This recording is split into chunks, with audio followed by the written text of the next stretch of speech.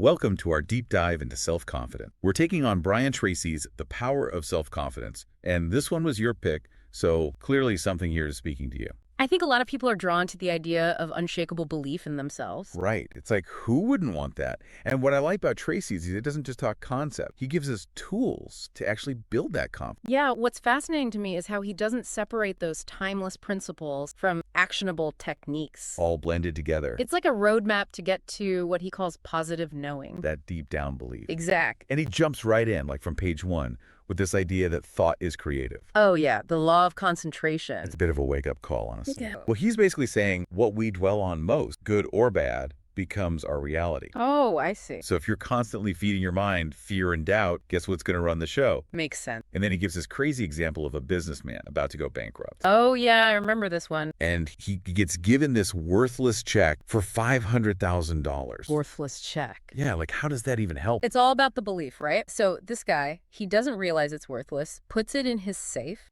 Okay. and suddenly he has this feeling of financial security. And that shift in belief, even though it was based on nothing real, Right.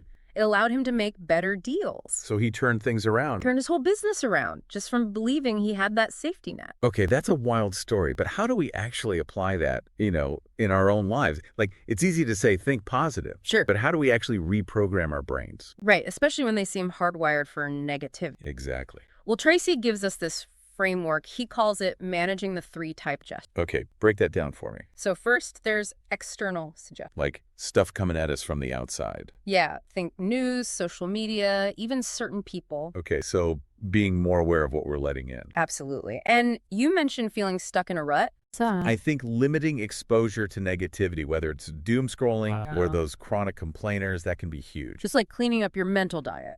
Exactly. Then there's self-suggestion. Okay, so this is more about what we're telling ourselves. That's right. Consciously replacing those negative thoughts with positive affirmations. But everyone says that, right? Like, think positive, use affirmations. What's different? Tracy says you got to go beyond just generic affirmations. Like, I am successful. Right, because those can feel empty if they're not connected to your goals. Okay, so what should we be doing instead? He says to be specific. So instead of I am successful, Okay. try something like I confidently connect with potential clients and land new projects. Got it. So tailoring it to your specific aspiration. Yeah, and you identify as a learner, right? That's right. So this kind of affirmation speaks to that part of you. That makes a lot more sense. But what about those negative beliefs we might not even be aware of? The stuff that's really deep down?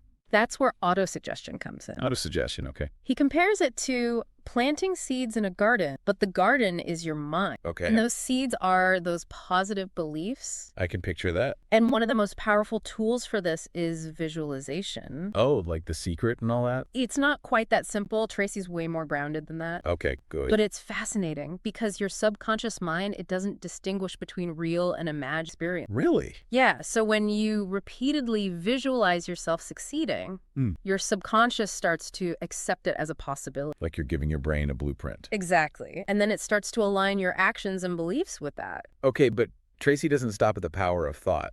Right. He talks about this law of correspondence, too. Oh, absolutely. That's where things get even more interesting. Yeah, this is where it ties into taking responsibility for our actions. Exactly. He says if there are conflicts within us, Like unresolved issues. yeah, they'll manifest as challenges in our life. Ooh, that's deep. So it's not just about positive thinking. It's about aligning our actions, cleaning up our internal messes, all that. What does that even look like practically? He suggests starting with clarifying your values. Values. Like define what's truly important. The non-negotiables. Exactly. Then ask yourself, are your actions reflecting those values? Especially under stress, I bet. Yeah, that's a good point. It's like a gut check. If my actions don't match my values, something's got to shift. Right.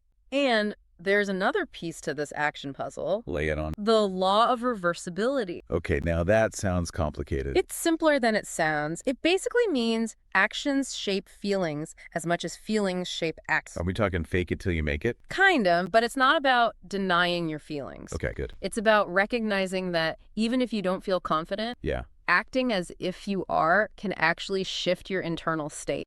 Wait, hold on. Isn't that a bit that's superficial? Like, what about genuine self-belief? You're right. It can't just be an act. But think of it this way. Action sends signals. Okay. So even if you feel unsure, taking those confident actions, it can train your brain to become Like a feedback loop. exactly Exactly. And this leads to one of the most powerful concepts in the book, in my opinion. I'm intrigued. What is it? Mental resistance. Mental resistance. Okay. It's about building willpower by making choices that align with your value, even when it's So resisting those temptations, the easy way out. right. And each time you resist, Yeah. you strengthen your character. It's like building muscle, but for your willpower. Okay, that makes sense. So we've got thoughts, actions, values. It's all starting to come together. It's about aligning our inner and outer world. It's not just surface level stuff. No, it goes much deeper. And that brings us to another biggie, goal setting. Yeah. The law of indirect. Direct effort. What's that? It means self-confidence isn't something you chase direct. It's a byproduct of pursuing meaningful goals. So it's about the journey, not the destination. Exactly. It's about finding those goals that light you. The ones that have real purpose. Right. And Tracy's a big believer in specificity. Okay, so no vague ambition. Exactly. He actually suggests writing your goals as if they've already happened. So instead of, I want to be more financially secure, You'd say. I am managing my finances responsibly and building a solid foundation. Exactly. It's about programming your mind, treat it as reality. I like that. And, this ties back into that learner identity for me. Oh, yeah. Yeah, I've been thinking about taking those first steps, making them happen. That's where the rubber meets the road. But sometimes those big goals can feel so overwhelming. I hear you. We've all been there. Like, how do you push past that fear? Well, Tracy has this strategy. Okay, I'm all ears. He says challenge yourself with goals that are slightly outside your comfort zone. Okay, so not too easy, but not impossible. Right. It's about finding that sweet spot where you're stretching yourself, but also setting yourself up for success. And here's the key. He believes fear dissipates through action. So it's not about getting rid of fear completely. No, it's about acknowledging it, but not letting it paralyze. Okay, so action is the doubt. Exact. And remember, even small steps create momentum. And that builds confidence along the way. Exactly. Thinking about all this action, this goal setting, it makes me think, what about those who feel like it's too late Too late for what? to go after their dream? Like, what would Tracy say to someone who feels stuck? I think he'd introduce them to Grandma Moses. Grandma Moses, the painter. The one and only. Didn't Yeah. start painting till she was 78. Wow, I'd forgotten that. And her work became world famous. That's amazing. It perfectly illustrates Tracy's point that confidence and success, they're not about age. Not about talent either, or circumstances, It's about recognizing your potential. and then doing something about it. Right, taking action. But we can't just think ourselves into being good at something. Of course not. There's got to be skills involved. Absolutely. Yeah. Knowledge, too. That's where confidence comes in. So where does that fit into Tracy's whole framework? He breaks it down into self-esteem and self-efficacy. Okay, two different things. Yeah. Self-esteem is how much you value yourself. Okay, got it. And self-efficacy is that I can do this feeling. So one is your overall worth, and the other is believing you can handle specific tasks. Exactly. And what's interesting is that success in one area can actually boost your confidence in other areas too. Oh, like a spillover effect. Right. So if you nail a presentation at work, Yeah, that might give you the confidence to try that pottery class you've been thinking about. I like that. It's all connected. And on the flip side, feeling incapable in one area can make you doubt yourself in others. Unfortunately, yeah, it can create a downward spiral. Okay, so how do we build that competence then? The kind that fuels self-confidence. Where do we even start? Tracy says it begins with self-awareness. Knowing yourself. Exactly. Being honest about your strength. He calls it finding your heart's desire. Ooh, that. So the work that lights you up. The stuff you naturally excel at. Okay, play to your strength, not try to be good at everything. Right. Find that thing that energizes. And Then it's all about incremental improvement. small steps over time. Exactly. He even suggests breaking down your work into what he calls key result areas. Key result areas. Okay, what are those? Think of them as the skills or tasks that really determine success yield. Okay. And then you identify your weakest area, the thing that's holding you back. The bottleneck. Exact. And then you focus on improving that. It's not about overnight success. It's about the compound effect. Right. But let's be honest, continuous improvement takes a lot of effort. It does. How do we stay motivated? Tracy's big on continuous learning. Okay, like always be growing. Exact. He encourages investing in your knowledge. Books, courses, audio programs, whatever works for you. He even suggests dedicating an hour each day to reading field. Wow, an hour a day. And then apply what you learn. So it's not just about reading, it's about putting it into practice. Exactly. That quote we talked about earlier from Coolidge, nothing in this world can take the place of persistence. Is so true. It really applies here. It's about consistently showing up, honing your craft. Okay, so we've got the power of thought, goal setting, and this whole competence piece. It's all coming together. But what about when things don't go as planned? Failure. Yeah, how does that fit into all of this? Well, Tracy dedicates a whole section to turning adversity into advantage. Okay, so it's not something to be afraid of. No, it's inevitable, especially when you're pushing your boundaries. True. And he talks about developing the reality habit. The reality habit. Okay, what does that mean? It's about accepting that challenges are normal. They're part of life. Exactly, and facing them head on. Not getting derailed. Right. It's about being solution-oriented. It reminds me of Thomas Edison and all those failed light bulb attempts. Oh, that's a great example. Tracy would say those weren't failures at all. They were a stepping stone. Exactly. It's about reframing failure as feedback. As an opportunity to learn. Right. You know, thinking about Edison, it makes me wonder if part of this reality habit is also about celebrating the small win. That's a great point. It definitely helps with motivation. Keeps the momentum going. Exact. But Tracy also emphasizes something else. What's that? Having backup plans. Oh, anticipating those what-if scenarios. Exactly. Like packing an extra umbrella case. I like that analogy. So you're prepared. Right. Not just practically, but mentally, too. You're less likely to get thrown off by unexpected challenges. Because you've already thought about them. Exactly. But sometimes those setbacks, they can feel so personal. I know what you mean. How do you bounce back from that? Tracy talks a lot about persistence. Keep going. He actually compares it to carbon in steel, Okay. saying it strengthens your character It's about digging deep. and remembering the bigger picture. Your values, your goals. Exactly. When you have that clarity, it's easier to push through. You know, this whole conversation about persistence, it reminds me of a time when I was working on this project and it just felt like I was hitting wall after wall. Oh, I can relate to that. It's easy to get discouraged in those moments. Yeah. But, you know, hearing you talk about persistence, it reminds me of the importance of just pushing through, even when it's tough. It's not always easy, but it's so worth it. And you know, speaking of action, there's this analogy Tracy uses that really stuck. Which one's that? The Amoco petroleum analogy. Remember that? Oh, yeah, about drilling for oil. What was it again? So they asked the president of Amoco about their secret success in finding oil. Okay. And his answer, we drill more holes. It's so simple, but so powerful. Right. It highlights that confidence isn't about wishing or hoping. It's about taking action. And learning from those actions, even if they don't lead to immediate success. Keep moving forward. Exactly. That's how you cultivate that positive knowing that Tracy talks about. That unshakable belief. Right.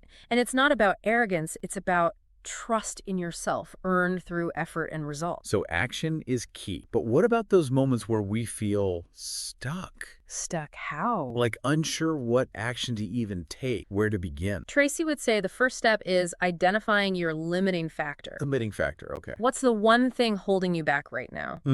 Could be fear, procrastination, lack of knowledge. And we think. Exactly. Once you've identified it, the next step is eliminate. It's like finding that one loose thread that's unraveling the whole sweater. I love that analogy. Once you remove that obstacle, everything starts flowing again. Okay, identify it, eliminate it, but how do we actually do that? Like, what are some tangible steps? Well, Tracy lays out a pretty clear roadmap. It all starts with taking responsibility. For our own lives. Exactly. No one else can do it for us. And then it's about setting those clear, meaningful goals we talked about. The specific, measurable ones. Right. No more vague aspirations. Write those goals down. Make them real. Okay, but then how do we make sure we actually follow through? Tracy highlights 4 key elements for sustaining momentum toward those. First, you need a strong desire to improve. Okay, so you have to want it. Right, that burning desire to become the best version of yourself. Makes sense. What's next? Second, a firm decision to act. No more procrastination. Move from thinking to doing. Exactly. Third, an unshakable determination to persist. Never give up. Right, no matter what obstacles you face. And finally, the discipline to follow through. Wow, those are powerful. Desire, decision, determination, and It's the recipe for success. But it also sounds like a lot of work. It is. How do we avoid burning out? Well, Tracy suggests focusing on developing key qualities that set. First, cultivate common sense. Common sense, okay. It sounds simple, but it's about reflecting on your experience, learning from your mistakes. Not making the same mistakes twice. Exactly. Second, strive for expertise in your... Always be learning. Right. Never stop honing your craft. Wow. Third, rely on yourself. Become a self-reliant problem solver. So take ownership, be resourceful. Exactly. And above all, prioritize actions that produce meaningful results. So it's not just about working hard, it's about working smart. Exactly. And that in turn fuels your motivate because you're seeing real progress. You're building confidence with every... Right. Tracy also encourages regularly reflecting on your performance. So take the time to evaluate what's working, what's not. Exactly. Identify areas for improvement. And don't underestimate the power of positive self. Oh, that's a good one. Speak to yourself with confidence and project that same energy out. So it's about embodying that confidence, both internally and externally. Precise. And as you build momentum, your confidence will naturally grow stronger. With every step you take. Every challenge you overcome. You know, thinking about all this, it makes me realize that true self-confidence is about more than just feeling good. What do you mean? It's about building a strong foundation, one built on self-awareness, clear goals, consistent action, and resilience. I couldn't have said it better myself. And remember, it's a journey, not a destination. There will be ups and downs. Moments of doubt, moments of triumph. But the key is to keep moving forward. You never give up. Exactly. And I think Tracy's book, The Power of Self-Confidence, gives us a great roadmap for that journey. It's full of practical advice and inspiring stories. It really can help anyone unlock their potential. And create a life. Well, we've covered a lot of ground today, We have. but the core message is clear. True self-confidence is within everyone's reach. It's about mastering your mindset, taking action, and seeing challenges as opportunities for growth. You know, there's one thing Tracy doesn't really touch on directly, but I think it's a powerful question to consider. How would a more confident you show up in the world? That's a great question. What would you attempt? What risks would you take? How would your relationships be different? Well, that's all the time we have for today's deep dive into the world of self-confidence. Thanks for joining us.